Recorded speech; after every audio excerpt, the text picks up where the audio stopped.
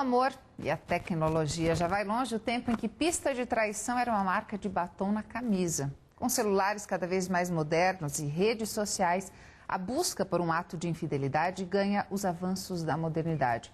Mas, por exemplo, procurar essas pistas no celular da pessoa amada pode ser considerado uma invasão de privacidade? Quem responde pra gente é a psicóloga Lígia Guerra. Bom dia, Lígia. Bom dia, Gisele. Olá. Bom dia, Solé. É uma invasão de privacidade, né? Eu penso da seguinte forma, não deixa de ser.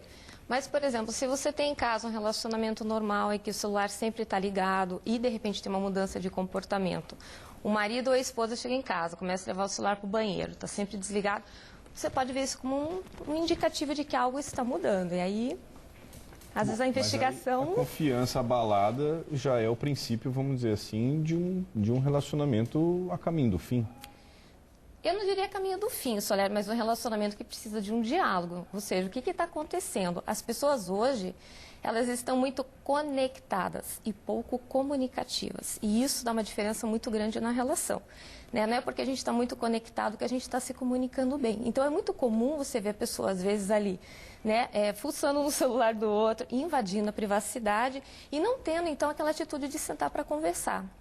Então, a gente tem dois problemas. O primeiro é da própria autoestima da pessoa, né, que fica aí, de repente, invadindo o outro e não tem aquela autonomia para conversar, ou a própria relação, que daí, sim, como você também colocou, pode estar caminhando para um problema muito grave.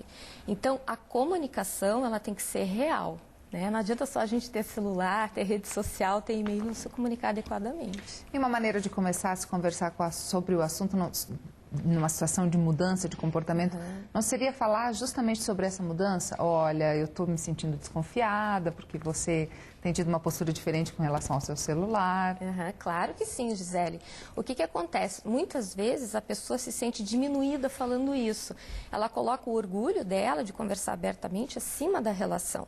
E quando a pessoa faz isso, ela começa a ter um demérito da própria comunicação.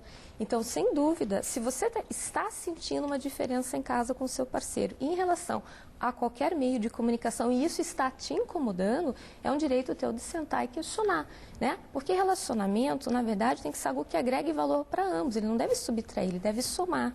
Se algo tira a tua paz de espírito, você questiona até que tipo de amor que você está tendo em casa. Porque o que é amar, se não a gente agregar valor e felicidade e crescimento para ambos, né? E a paz de espírito tem que estar inserida nesse contexto da relação, é um determinante.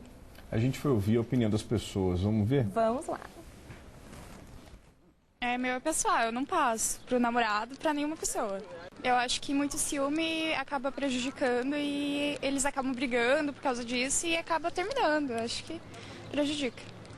Não tem a ver com respeito também? A pessoa, ela quer ver, ela não passa sem porque ela acha que é pessoal.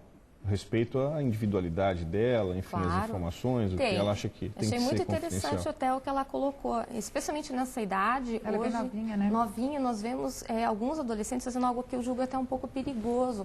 Eles trocam as senhas, às vezes, do e-mail ou da rede social, até do celular, para provar que são honestos, né? E às vezes termina a relação e depois isso é usado de uma forma um pouco inadequada. Que, às vezes a gente vê as fotos, às vezes o namorado ou a namorada ficaram ressentidos e jogam na rede social, às vezes uma foto da intimidade do casal, né? Então, tudo isso, ela colocou bem, uma questão, né, que você colocou de respeito, da gente saber do espaço do outro, mas acho que acima de tudo, ver também o que eu estou querendo para mim. Que neurose que é essa que habita em mim, que faz com que eu tenha que estar o tempo todo me garantindo.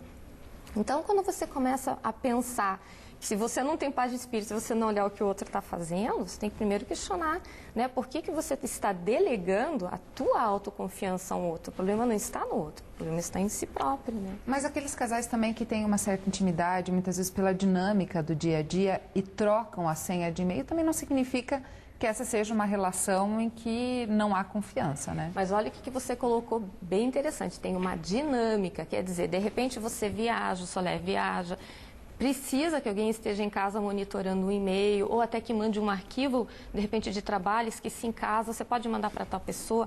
É isso que você colocou, é uma dinâmica, mas não é uma prova de amor, não é uma prova de confiança. Acho que quando a coisa tem que estar sendo provada, é aí que entra um demérito da relação. E aí o respeito realmente ele é destituído. E sem respeito, a gente não chega a lugar algum.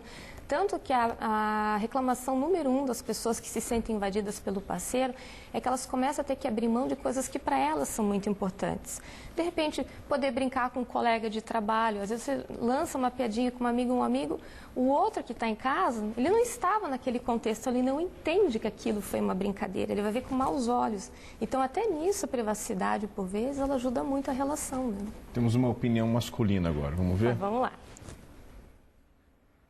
O importante é ser feliz e acreditar no outro. Primeiramente, confiança.